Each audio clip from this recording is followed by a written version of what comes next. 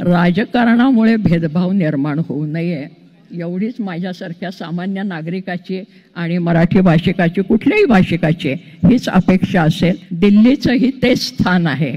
केवळ इथे मराठी छावणी पडली म्हणून नव्हे, जसं कर्नाटक महाराष्ट्राची सीमारेषा ही एकमेकीमध्ये मिसळलेली आहे तसं दिल्लीचं आहे स्थान। आणि आंतरराष्ट्रीयचे भाषावैज्ञानिक होते अशोक केळकर, त्यांच्या शब्दात सांगायचं झालं तर भांडायचं झालं तरी मराठीत भांडा, कारण आम्ही मराठी माणसं भांडकुदळ म्हणून प्रसिद्ध आहोत असं म्हणतात।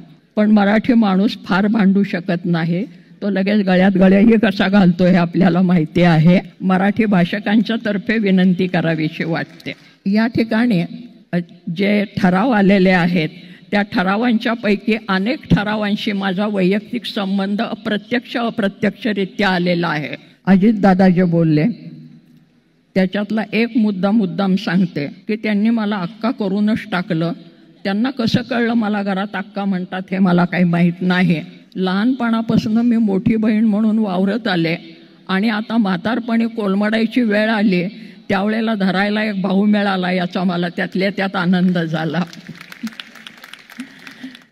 कमीत कमी शब्द वापरायचा आणि काटकसर करायचे म्हणून फक्त मंचावर बसलेले आणि समोर असलेले सगळे माझे मान्यवर सुहृद, आत्ता हे मला शेवटी बोलायला सांगितलं त्यावेळेस माझ्या मनामध्ये विचार आला की एखाद्याचा जर सात्विक सूड घ्यायचा असेल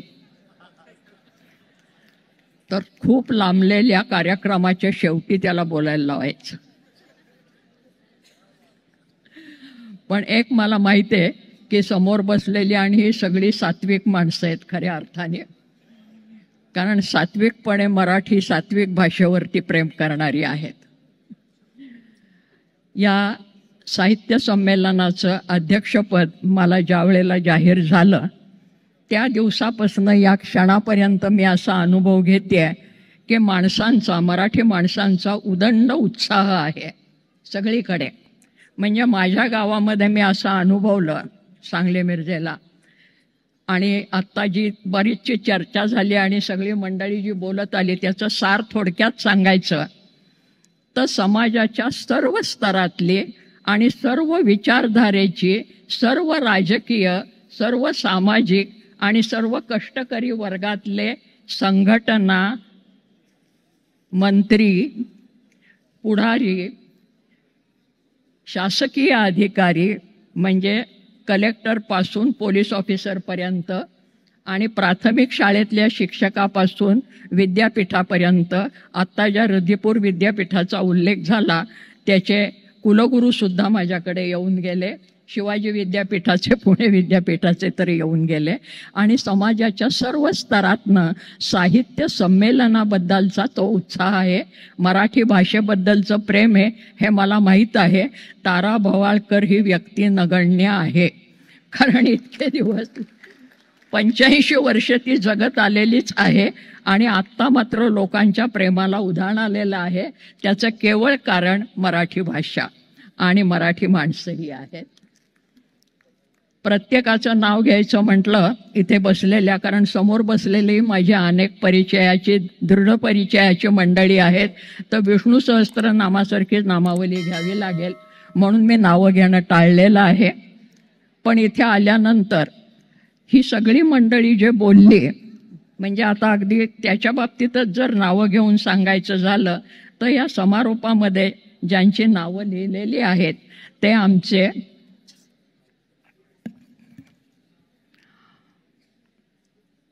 अजितदादा जे बोलले त्याच्यातला एक मुद्दाम सांगते की त्यांनी मला अक्का करूनच टाकलं। त्यांना कसं कळलं मला घरात अक्का म्हणतात हे मला काही माहीत नाही, परंतु लहानपणापासून मी मोठी बहीण म्हणून वावरत आले आणि आता म्हातारपणी कोलमडायची वेळ आली त्यावेळेला धरायला एक भाऊ मिळाला, याचा मला त्यातल्या त्यात आनंद झाला। विजय भाऊ दर्डा आत्ता गेलेले आहेत, परंतु त्यांनी जे मुद्दे मांडले ते अतिशय महत्त्वाचे आहेत आणि बहुतेक ते मी 2 दिवस भाषणामध्ये सगळीकडे बोलत आलेली आहे आणि माझ्या लेखी भाषणामध्ये ते आहेत. आणि विशेषतः मराठी प्राथमिक स्तरावर कशा प्रकारे वापरली जावी, शाळांची अनुदानं नीट राहिली पाहिजेत, शाळांच्यामध्ये शिक्षकांच्या नेमणुका झाल्या पाहिजेत आणि त्यांना पगार वेळेवर मिळाले पाहिजेत. मला असं दिसतं आहे, कारण मी 45 वर्ष शिक्षण क्षेत्रामध्ये प्राथमिकपासून परदेशी विद्यापीठापर्यंत सर्व स्तरावर अध्यापनाचं काम केलेलं आहे. आणि मला आजही सगळे कुलगुरू आणि प्राथमिक शिक्षकही माझ्या संपर्कात असतात. त्यावेळेला प्राथमिक शिक्षणामध्ये जर मराठीची निगा राखली गेली तरच मराठीला ऊर्जितावस्था येणार आहे, हे मला मुद्दाम पुन्हा पुन्हा अधोरेखित करायचे. म्हणून पालकांनी मराठी शाळेत मुलांना घालावं असं वाटत असेल तर मराठी शाळांच्या इमारती चांगल्या करा, तिथे बाकीच्या सर्व सोयी करा आणि सगळ्यात महत्त्वाची गोष्ट चांगले शिक्षक तिथे राहतील याच्यासाठी आर्थिक तरतूद भाऊ तुम्ही करा.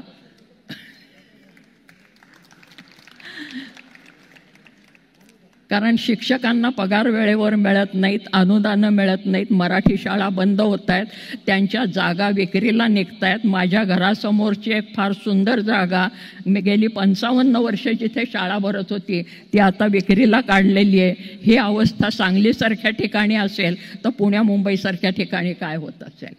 त्यामुळे केवळ ठराव पास करून चालणार नाही, प्रत्यक्षात जर आपण काही केलं तरच मराठी भाषा टिकणार आहे. कारण मराठी माणूस टिकला, मराठी भाषा टिकली तर मराठी संस्कृतीही टिकणार आहे. कारण भाषा हे संस्कृतीचं वाहन असतं. म्हणून विजयभाऊ दरडांनी बऱ्याच गोष्टी सांगितल्या, कारण आमचा लोकमतमुळे बऱ्याच वेळेला संपर्क आलेला आहे, त्यामुळे त्याची मी पुनरुक्ती करत नाही. लेखी भाषण वापरत आपल्या लक्षात येईल. उदय सामंतांनी बऱ्याच गोष्टींची तरतूद केली असं ते म्हणतात, त्या प्रत्यक्षात आल्या तर जास्त बरं होईल असं मला त्यांना मराठी भाषकांच्या तर्फे विनंती करावीशी वाटते. या ठिकाणी जे ठराव आलेले आहेत त्या ठरावांच्या पैकी अनेक ठरावांशी माझा वैयक्तिक संबंध अप्रत्यक्ष अप्रत्यक्षरित्या आलेला आहे. कारण कर्नाटक महाराष्ट्राची सीमा, गोवा आणि महाराष्ट्राची सीमा यांच्या आसपास मी असते, त्यामुळे तिथल्या भाषिकांची जी काय अडचण आहे ती इथे मांडण्याचा प्रयत्न केलेला आहे आणि त्याच्याशी मी पूर्णपणे सहमत आहे. विशेषतः गोव्यामध्ये कोकणी आणखीन मराठी जो वाद आहे याची मी गेली अनेक वर्षाची जवळून साक्षी आहे. कन्नड महाराष्ट्रामध्ये फक्त सीमा प्रदेशातल्या शाळांच्याबद्दल मला आवर्जून एक गोष्ट सांगावीशी वाटते की दोन्ही प्रदेशामध्ये म्हणजे महाराष्ट्र आणि कर्नाटक सीमारेषा असेल तर काही एक सीमा ठरवून देऊन द्वैभाषिक शाळा तिथे चालल्या पाहिजेत. म्हणजे महाराष्ट्रात काही कानडी शाळा चालल्या पाहिजेत कारण तिथे कन्नड माणसं राहतात, कर्नाटकात मराठी शाळा चालल्या पाहिजेत. त्या आजपर्यंत चालू आहेत पण त्यांची संख्या कमी होते आहे. माझ्याजवळ काम करणारा जो मुलगा आहे तो कन्नड माध्यमामध्ये सांगलीत शिकलेला आहे. अशा बऱ्याच गोष्टी ज्या मी प्रत्यक्ष अनुभवलेल्या आहेत त्या मांडाव्याशा वाटतात की त्या शाळा चालू राहिल्या पाहिजेत. महाराष्ट्रामधल्या मुलांचं 10वीपर्यंतचं शिक्षण म्हणजे पहिल्या डिग्रीला जाईपर्यंतचं हे मराठी माध्यमातूनच झालं पाहिजे. ज्या इंग्रजी माध्यमाच्या शाळा आहेत त्या शाळांच्यामध्ये जे मराठी शिकवलं जातं ते दुय्यम स्तरावरचं मराठी शिकवलं जातं, ते अधिक प्रगत स्तरावरचं मराठी शिकवलं जावं, उच्च मराठी शिकवलं जावं. दुय्यम मराठी शिकवलं जावं तर ते गौण होतं, कारण आपल्या शाळांच्यामध्ये परदेशी भाषा जितक्या आस्थेने शिकवल्या जातात तितक्या स्वदेशी भाषा शिकवल्या जात नाहीत. म्हणजे माणूस जर्मन मुलं शाळेमध्ये जायला लागली इंग्रजी माध्यमाच्या की परदेशी भाषा जर्मन घेतात, जपानी घेतात, इंग्लिश घेतात, आणखीन कुठली घेतात, परंतु भारतातलीच दुसऱ्या प्रदेशातली भाषा शिकवण्याची सोय आपल्याकडे नाही. म्हणजे महाराष्ट्रातला माणूस कन्नड शिकतो आहे म्हणजे शाळेमध्ये, किंवा बंगाली शिकतो आहे, पंजाबी शिकतो आहे, तेलुगू शिकतो आहे, किंवा तेलंगणामधला माणूस मराठी शिकतो आहे असं होत नाही. आमच्या काही मित्रांनी खाजगी रीतीने ती संस्था चालवली आहे म्हणून विद्याताई देवधर इथे आलेले आहेत याची मला कल्पना आहे. परंतु शासनाने या बाबतीमध्ये सकारात्मक आणि कृतिशील व्हावं एवढी माझी विनंती आहे. त्या बाबतीमध्ये या ठिकाणी फार गंभीर भाषण करावं आणि मुख्य म्हणजे जास्त वेळ करावा असं वाटत नाही. बऱ्याच लोकांच्या निघायचं आहे, परत जायचं आहे त्यांना. तर हे 3 दिवस म्हणजे या ठिकाणी मी आल्यापासून दिल्लीमध्ये उतरल्यापासून इथपर्यंत ज्यांनी माझी आणि माझ्या परिवाराची अतिशय चांगली काळजी घेतली ते आमचे संजय नहार आणि त्यांचे सगळे सहकारी. आम्ही परवा उद्घाटन केलं प्रधानमंत्र्यांच्या समवेत. त्यावेळेचा असलेली सगळी मंडळी आणि विशेषतः प्रधानमंत्र्यांनी म्हणजे मोदीजींनी आमचं केलेलं स्वागत. तिथे महाराष्ट्राचे मुख्यमंत्री आलेले होते फडणवीस.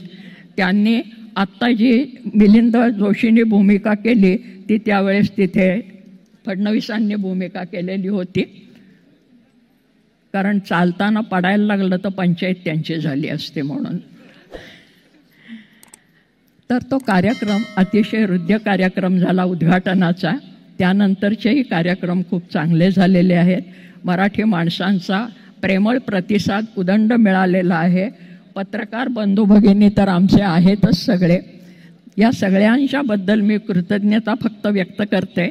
आणि मराठी भाषा जर वाढायची असेल तर नुसतं मराठीत बोला, मराठी कविता गा, आणखीन अध्यासनं स्थापन करा, यांनी मराठी वाढणार नाही. आपली प्रत्येकाची घराघरातली मुलं हे मराठीमध्ये शिकली पाहिजेत याची आपण काळजी घ्यावी. कुसुमाग्रजांच्या नावाने JNUमध्ये एक अध्यासन स्थापन होतं आहे याचाही मला आनंद होतो.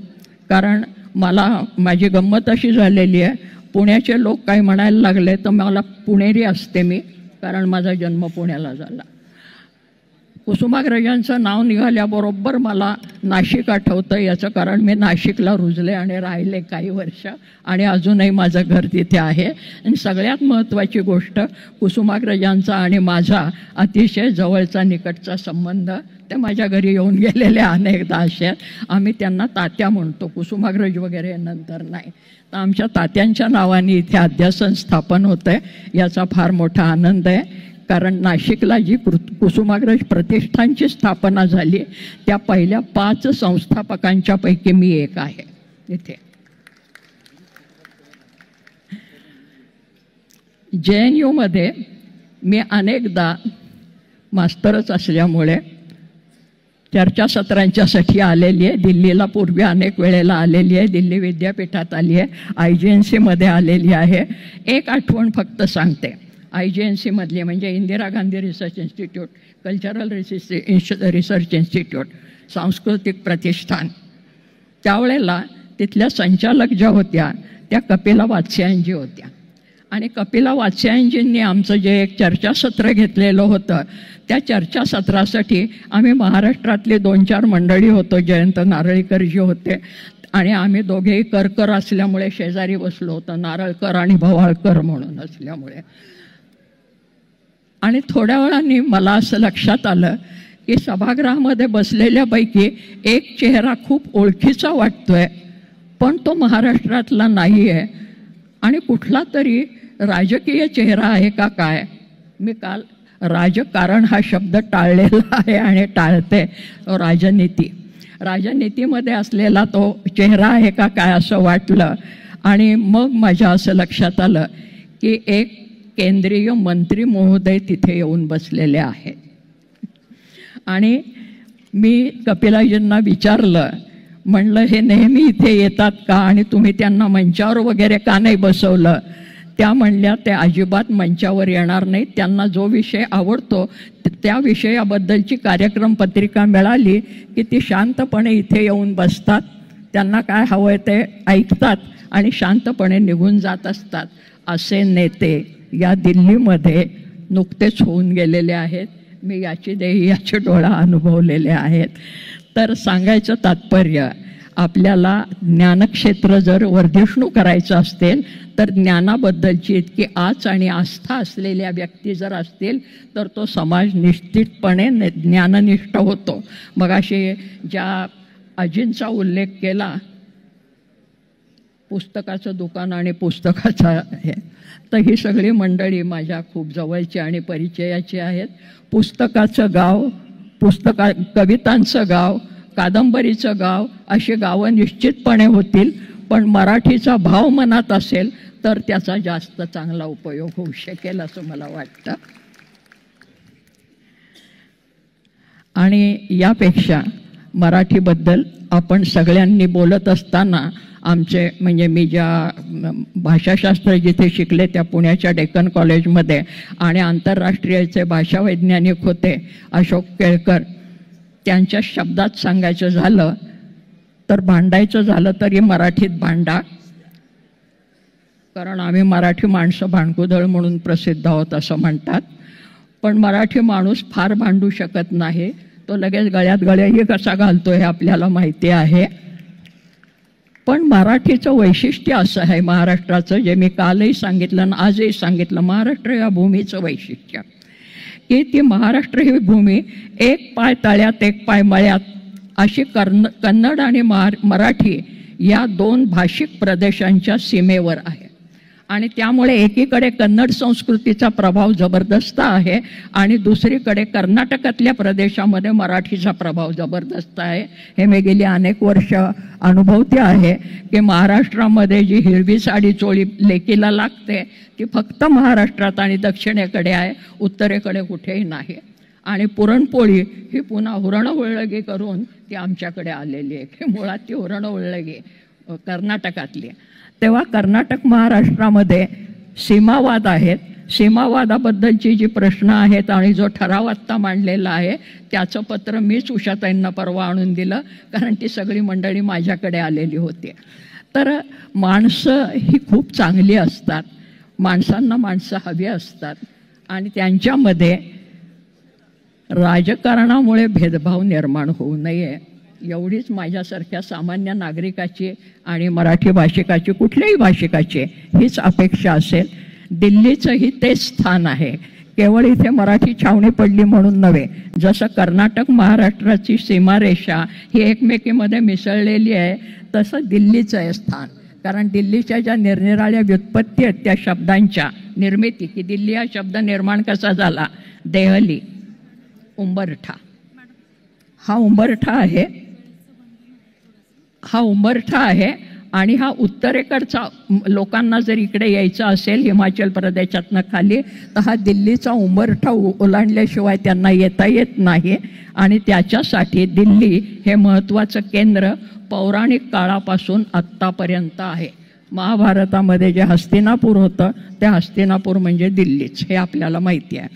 तर अशा या सगळ्या संमेलनामध्ये, हे संमेलन आहे आणि या संमेलनामध्ये जर हे सगळं टिकायचं असेल तर आपल्या सगळ्यांच्यामध्ये एक सहनशीलताही पाहिजे आणि एक उदारमनस्कताही पाहिजे. ती दोन्हीकडे असणार आहे याबद्दल माझ्या मनात शंका नाही आहे, ती आहेच. आणि म्हणून कुसुमाग्रज प्रतिष्ठान स्थापन करत असताना कुसुमाग्रजांच्याच एका त्यांनी मध्ये एक कविता लिहिली होती की मराठी भाषा ही विनवते आहे, मीच विनविते हात जोडून अभिवादन मज करू नका. मला जर मान द्यायचा नसेल, मला पोतेऱ्यामध्ये सारखं वागवायचं असेल तर उगीचच माझा गौरव करू नका.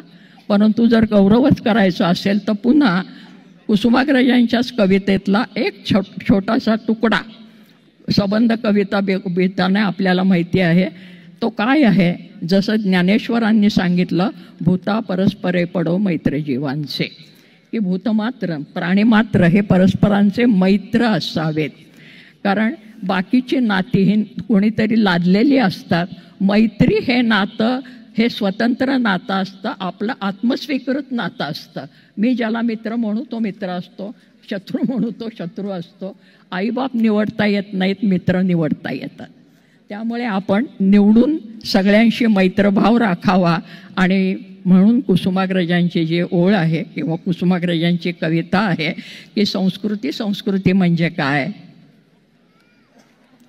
प्रेम आहे संस्कृतीचा सारांश. एकमेकांशी प्रेम करणं, प्रेमाने वागणं हा संस्कृतीचा सारांश आहे. एवढा घेऊन आपण बरोबर जाऊयात. मला हे संमेलनाचं अध्यक्षपद दिलं. काल रवींद्र शोभण्यांनी माझ्या हातामध्ये ही धुरा दिली आणि आपण मोकळे झाले. आता छान हसत बसलेले आहेत तिथे. मला वर्षभर म्हातारीला हे सगळं व्हायचं आहे आणि यालाच आपण सगळ्यांचा हातभार असणार आहे. किंबहुना हे अध्यक्षपद तुमचं आहे, माझं काही नाही आहे तेथे. त्यामुळे हे तुमचं अध्यक्षपद तुम्ही निभवावं अशी फार तर मी विनंती करू शकते आणि मला शक्य असेल ते मी करीन. 86 वर्षानंतर याच्यापेक्षा जास्त काही सांगता बोलता येत नाही. आपण सगळेजण सुहृद भावानी इथे आलात, मला खूप बरं वाटलं. धन्यवाद.